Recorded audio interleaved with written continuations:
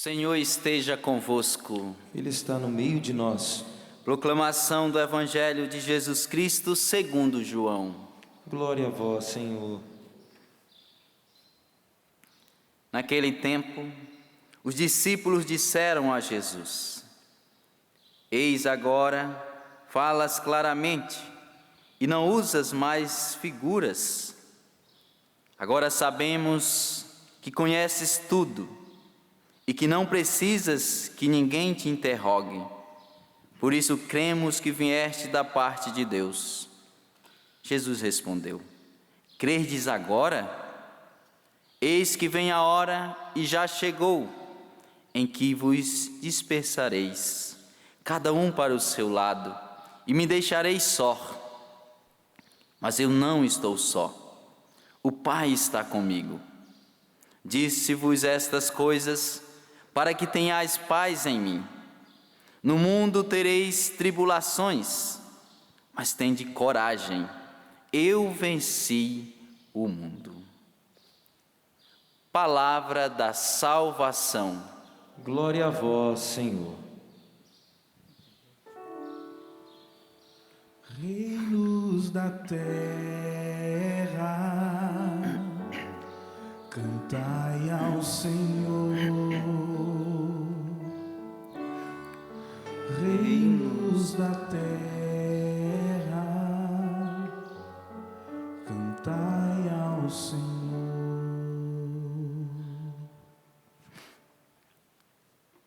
Esses dias nós temos visto, a partir da liturgia, toda a história de São Paulo, desde a sua conversão e posteriormente a sua conversão, o ardor missionário de São Paulo. Eu tenho como lema, tanto diaconal quanto sacerdotal, um lema paulino: ai de mim, se não pregar o Evangelho. Eu olho para este homem de Deus, esse santo da igreja, e tento imitá-lo, sobretudo no ardor missionário. Esse homem incansável em testemunhar o nome de Jesus. E você já o conhece bem, a história deste homem. Anteriormente, Saulo, que perseguia a igreja. Antes de ser cristão, perseguia todos os cristãos. Fazia de tudo para prender, em alguns casos até mesmo autorizar a morte, como foi o caso de Santo Estevão. Ou seja, fazia tudo aquilo que era contrário ao Evangelho, contrário à proposta de nosso Senhor Jesus Cristo. Porém, este homem, depois que se converteu, depois que ele caiu do cavalo, como nós usamos a expressão, dizendo da sua conversão, esse homem mudou. Passados dias, no qual ele se preparou, e o próprio Senhor assim o quis que ele se preparasse, quando ele entrou em ação, foi para valer. Quando São Paulo entrou em ação para a evangelização, foi para valer. Ninguém parou mais ele. Ele só parou quando cortaram a sua garganta. Enquanto não cortaram a sua garganta, o seu pescoço, ele estava evangelizando. E aí nós podemos nos perguntar: o que fez Paulo? O que levou Paulo a ser assim? O que levou Paulo a fazer isso? Lógico, os outros apóstolos também, mas agora eu quero me referir de modo particular à figura de Paulo. Um homem incansável pela evangelização. Nada parava ele. Se ele ia para um lugar, o navio afundava, ele nadava, ia para a vila mais próxima. Se não tinha como ir de navio, ia a pé. Só não ia de bicicleta, na época. Mas se tivesse, ele iria. Nada parou o homem, nada. Essa ousadia e a intrepidez na evangelização. Se nós formos olhar por que Paulo era incansável na evangelização, pelas suas cartas nós vamos ter essa resposta, saber por que disso, ter essa resposta clara, que Paulo entendeu que sem Jesus não há salvação. Fora de Cristo não há salvação. Quando Paulo entendeu isso, ele disse: eu tenho que falar isso para todo mundo. Quando ele entendeu, sem Jesus não tem salvação, como assim? Eu tenho que falar para todo mundo. Eu tenho que falar isso para todo mundo. Eu tenho que anunciar aos 4 cantos do mundo que sem Jesus não há salvação. E Paulo saía de vilarejo em vilarejo. E onde Paulo chegava, pregava nosso Senhor. Tinha lugar que ele chegava, fundava as comunidades. E a partir dessas comunidades nasceram alguns nomes de carta que são dedicadas a esses vilarejos, a essas cidades. Cidade de Corinto, Gálatas e tantas outras. Onde ele chegava, ele anunciava nosso Senhor Jesus Cristo. E porque anunciava nosso Senhor Jesus Cristo, as pessoas se convertiam, mudavam de vida, aceitavam nosso Senhor. E o que significa aceitar nosso Senhor? Se salvarem. Porque uma vez que sem Jesus não há salvação, e as pessoas aderem à vida com Cristo, conclusão, elas se salvam. Paulo queria que todo mundo conhecesse nosso Senhor. Todo mundo conhecesse nosso Senhor Jesus Cristo, exatamente porque fora dele não há salvação.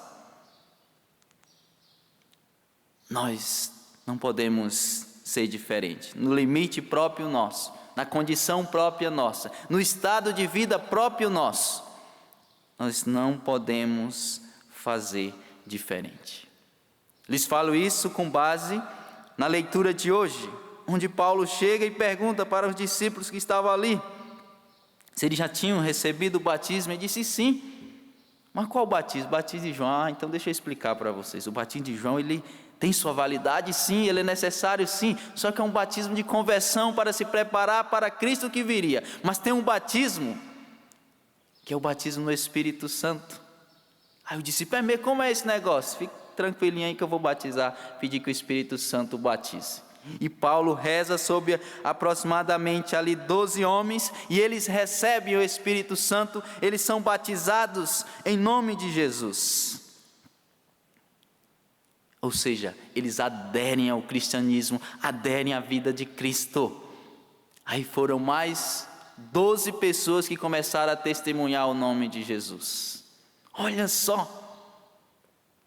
Paulo, aonde chegava, fazia discípulo de si, não, discípulo de Jesus. Onde Paulo chegava, fazia discípulo para nosso Senhor Jesus Cristo. Mas qual era a base, como eu vos disse anteriormente? Porque Paulo entendeu que se não abraçasse a fé em nosso Senhor Jesus Cristo, as pessoas iam se perder. E Paulo viu quantas pessoas que estavam morrendo sem abraçar a fé. E Paulo disse: eu tenho que correr contra o tempo, eu não posso perder tempo. E Paulo não perdeu tempo, os apóstolos não perderam tempo. E essa realidade tem que estar muito clara no nosso coração.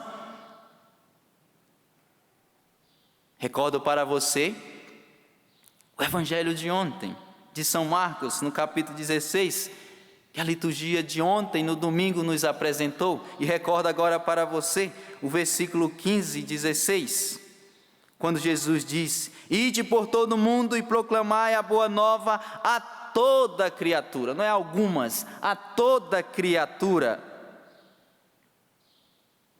Quem crê e for batizado será salvo.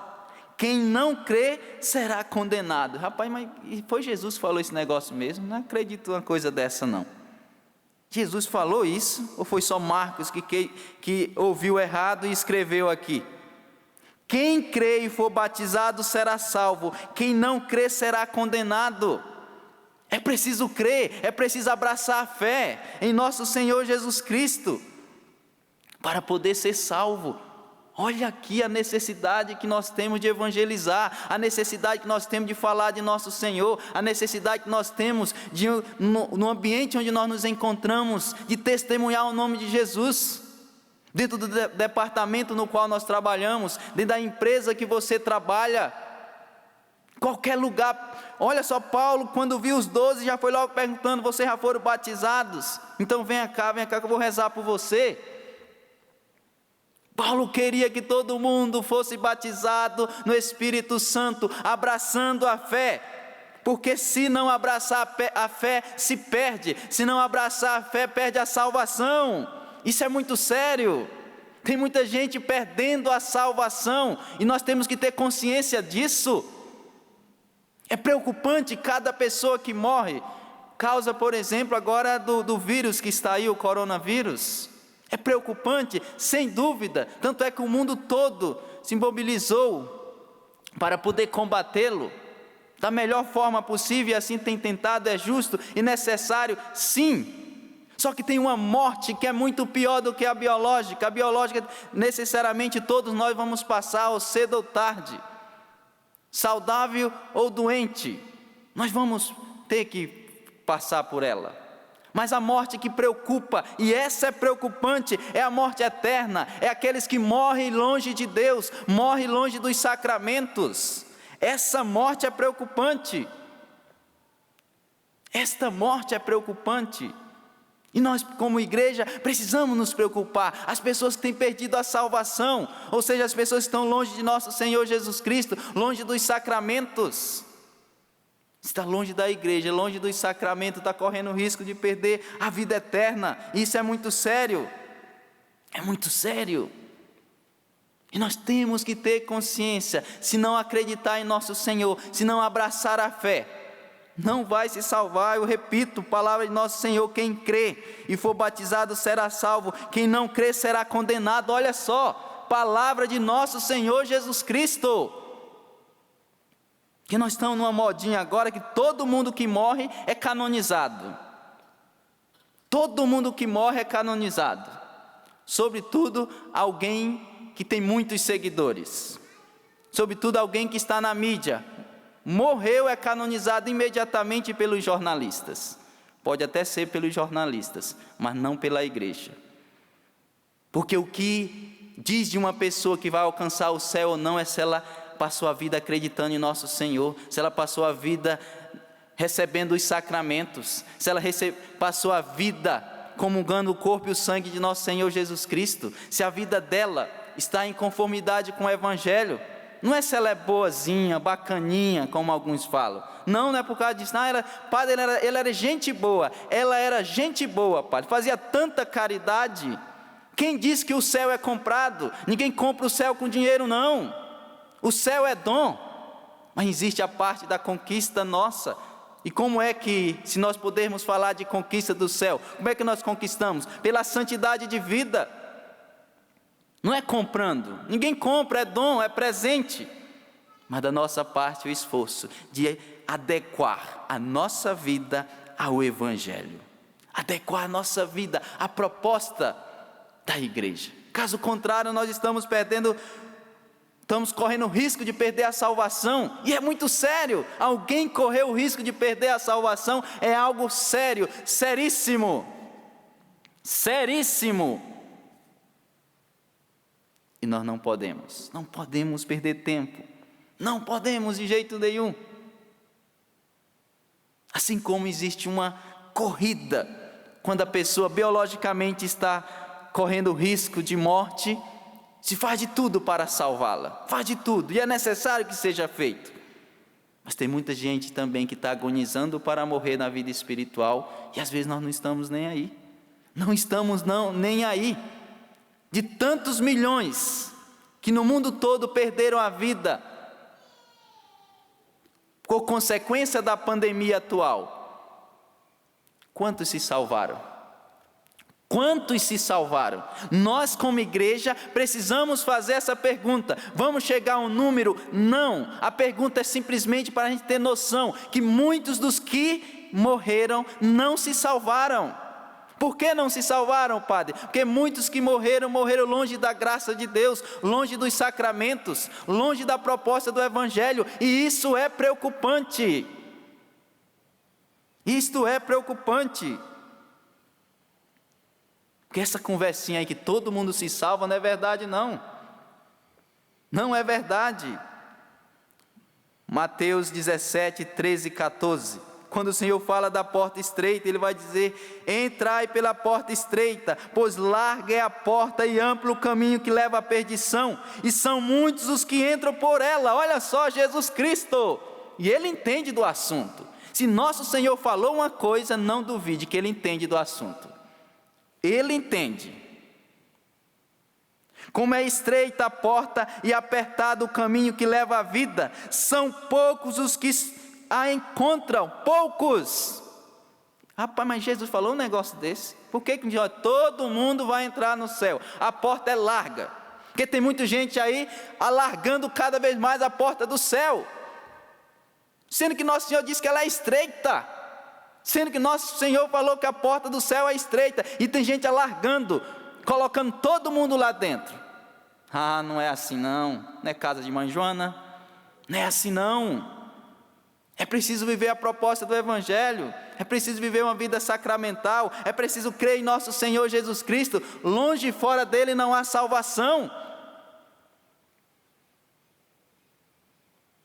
Eu repito e concluo esse momento: testemunhe nosso Senhor onde quer que você esteja.